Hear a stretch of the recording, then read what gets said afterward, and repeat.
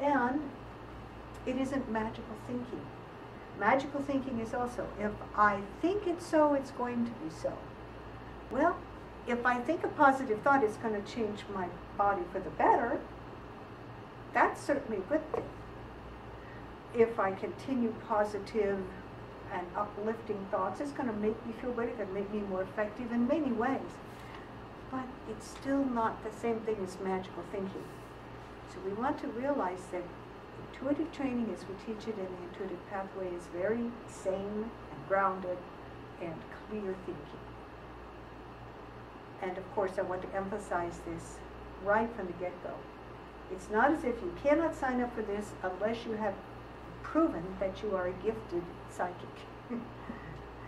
Because that's not the point.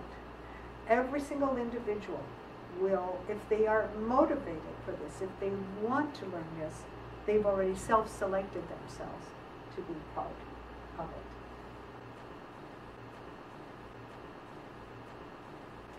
So this program is designed to help everyone. And the first group of people that I would like to encourage is everyone, every day.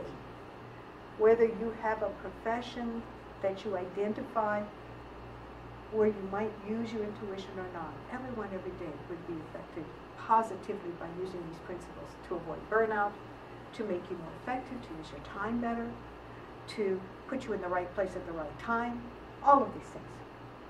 But also if you're in a profession, let's say that you work with the public.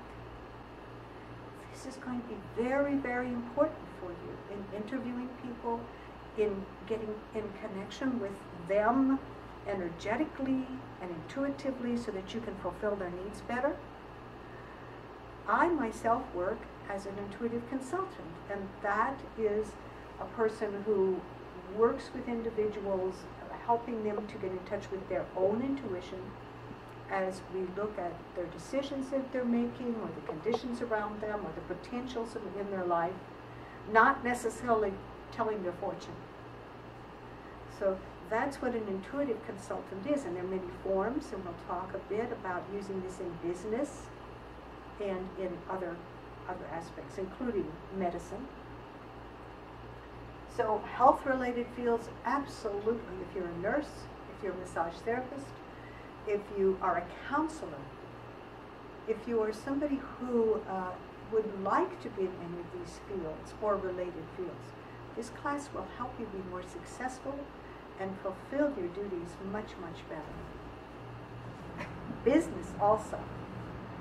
I think just about everybody realizes that the most successful business people are the ones who make the best assessments, the ones who manage their business the best, those who really can see where energy or time or resources are being wasted or duplicated, and those who are able to inspire others to follow them, not merely dictate.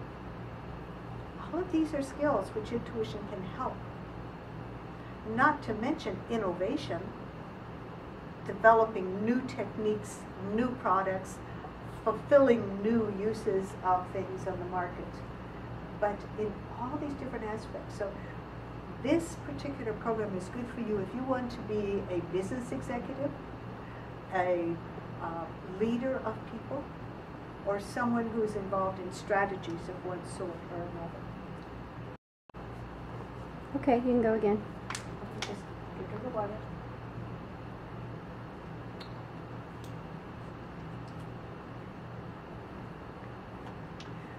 All right.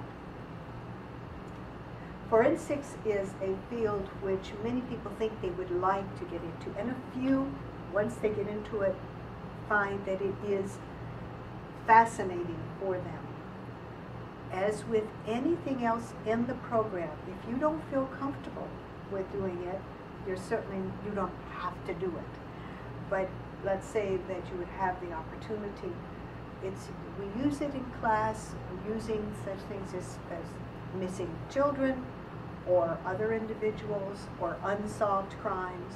We talk a lot about how police use this and others to solve crimes. Intuition is a big part of of crime solving or mystery solving. But you might want to use forensics as a writer. You might want to be a mystery writer. And so this would be wonderful for you, learning how to get in touch with your intuition around the characters in your story.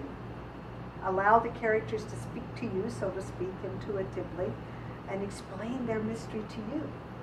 So that would be a great way to use it.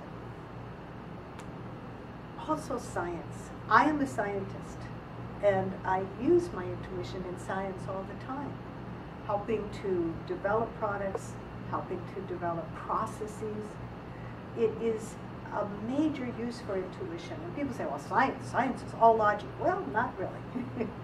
In the scientific method as we know it today, it starts with observation, looking at things that are happening out in the outside world. Observation. But when you observe something, you're taking certain facts into account. And then you pull them together and you try to make sense of what you're seeing. Then you devise a hypothesis or a guess about what that might be, so you can do further experiments. That's where the intuition comes in. And the intuition will say, well, you know, I see all these ants moving in this line, and they're all, you know, head to tail, and what's going on here?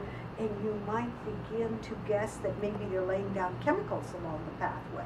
You might want to test that to see if they actually leave a chemical residue there.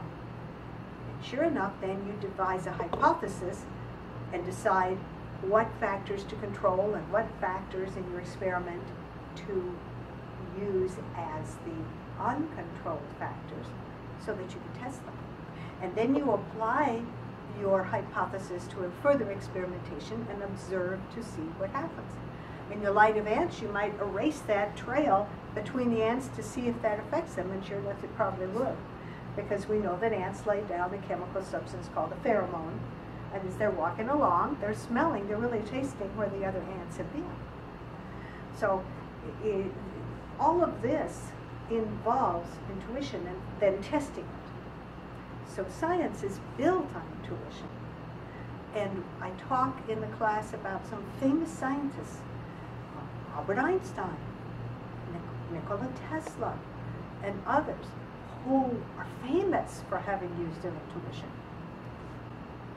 And then the arts. Well, here's where we're getting into it. People think, oh yeah, all the artists are intuitive, right? Right. Well, yeah, some of them, a lot of them are. You can have intuition in painting, music, acting. Intuition is famous, you know, for being there.